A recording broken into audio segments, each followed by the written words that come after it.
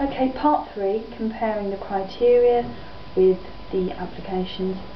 I've got a sheet which I'll give to you, so you can look at that while I'm talking, I suppose. The one I'll deal with straight away, the first one, is the one on the end, Hodan Hirut.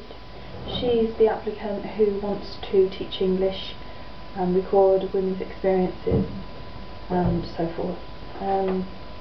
Now, the personal objective is that she'll gain quite a lot of qualifications from undertaking the project, and she'll further the community skills and support members of the local community, or further her own community skills. Benefits to the community is that it will produce a female Somalian teacher. It's important in that it encourages other Somalian women to be more visible, and it will raise the profile of this group of Somalian women. The third criteria is clearly define realistic goals, and this is where I think the project really fails. The outline is vague, it's undefined and clear. For example, she wants to teach the women some English. It's not quantifiable. There's no evidence to support her suitability for undertaking the project. The costing seems arbitrary in that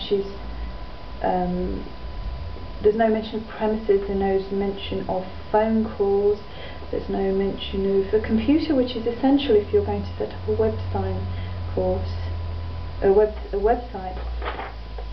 The other more disturbing, I think, aspect of this project is we don't know anything about the applicant's suitability to get a group of women to talk about something that could be incredibly traumatic.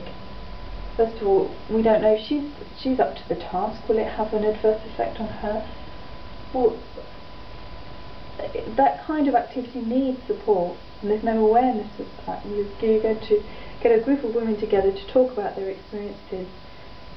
It's something quite traumatic, and then you need to have some form of closure, some kind of support that leads on after the event, and there's no awareness of that in this bid.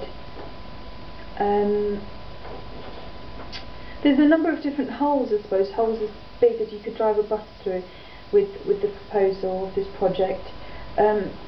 She talks about recruiting community members, women, to actually undertake this. Well, she's not said how she's going to recruit them, what means she's going to use.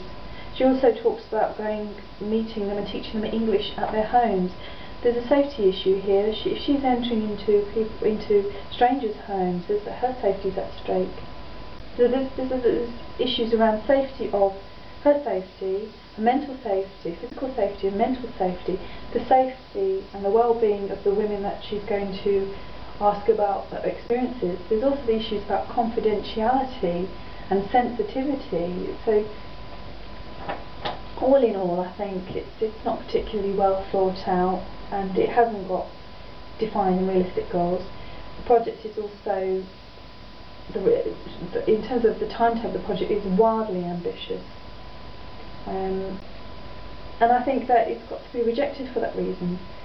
I suppose the other aspect is that she's talking about doing a TEFL course to teach English.